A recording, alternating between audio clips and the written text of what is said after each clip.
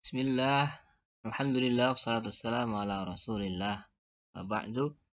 Anak-anakku yang berbahagia, kita masuk pada pembelajaran kita tentang permintaan, penawaran, pasar, dan harga.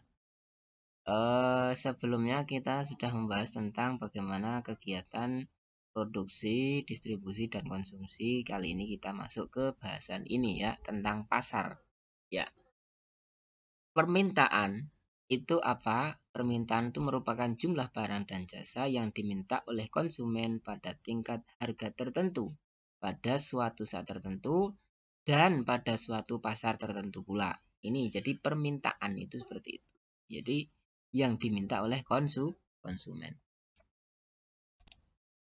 Faktor yang mempengaruhi permintaan adalah ada pendapatan konsumen. Ya, pendapatannya kecil, otomatis permintaannya kecil. Jumlah konsumen potensial. Ini jumlah konsumen yang potensialnya siapa saja, ataukah menengah ke atas atau ke bawah. Harga barang yang bersangkutan, harganya murah atau mahal. Murah, permintaannya banyak. Ya.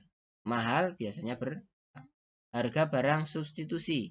Harga barang komplementer ini melengkapi dan pengganti, apakah ada atau tidak. Kalau ada berarti lebih permintaannya semakin kecil. Selera atau tren, barang yang lagi trending misalkan, itu biasanya permintaannya banyak. Ini faktor-faktornya saja.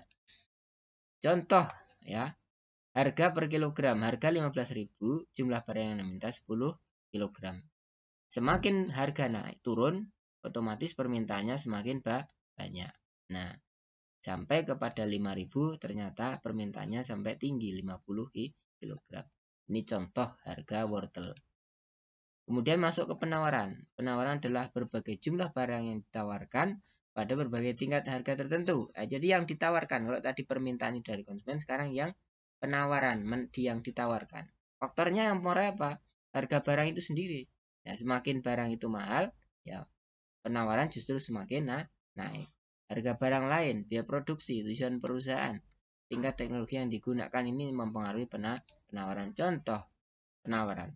Harga 4.000, otomatis jumlah yang ditawarkan 100. Tapi kalau sudah naik, harga yang ditawarkan, harga ya per butir yang ditawarkan, jumlah yang ditawarkan otomatis naik ya. Nah, karena keuntungannya semakin tinggi. Harga 6.000 lebih tinggi lagi. Nah, jadi berbanding tadi terbalik dengan harga permintaan. Nah, masuk ke pasar.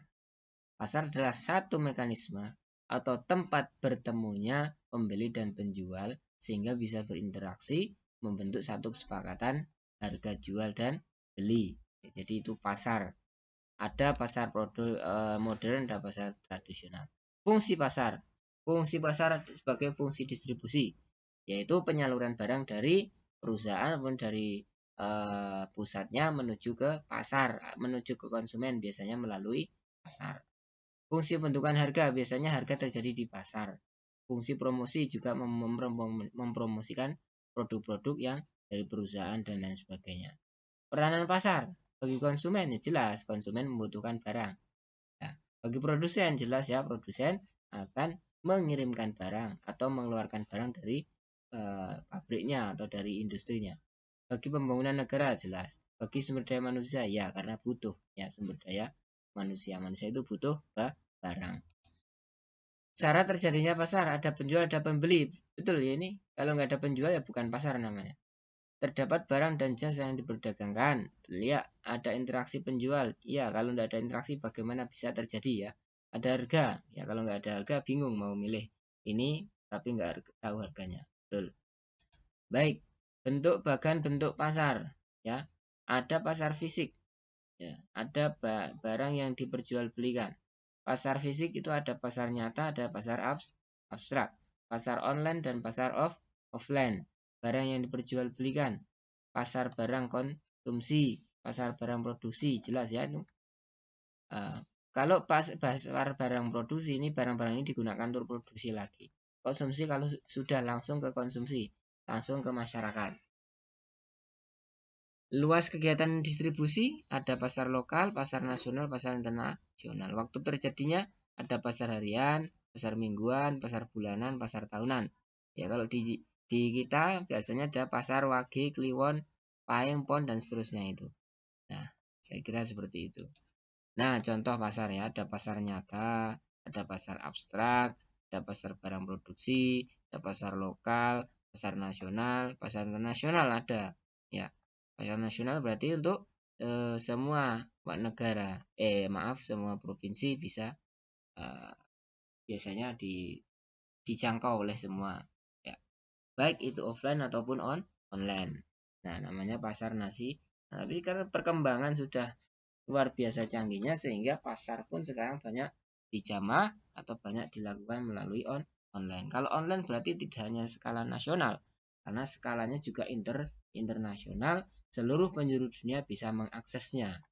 Ya. Nah, ini contoh ya, pasar harian, pasar bulanan, ini contoh saja. Kemudian demikian saja ya, kita lanjutkan harga ya, kita lanjutkan tentang harga. Harga selanjutnya, harga adalah sejumlah uang sebagai alat tukar untuk memperoleh produk atau jasa. Nah, harga dapat juga dikatakan penentuan nilai satu produk di benak konsumen, ya. Sedangkan kebijakan harga ini keputusan mengenai harga yang ditetapkan oleh manajemen, ya. Termasuk di lingkungan toko, pasar, ya.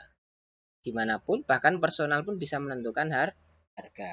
Contoh, harga jeruk nipis ya, di Sukabumi.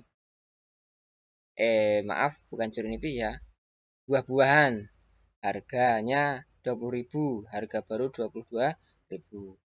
Harga apel awalnya 35.000, harganya 38.000 dan seterusnya.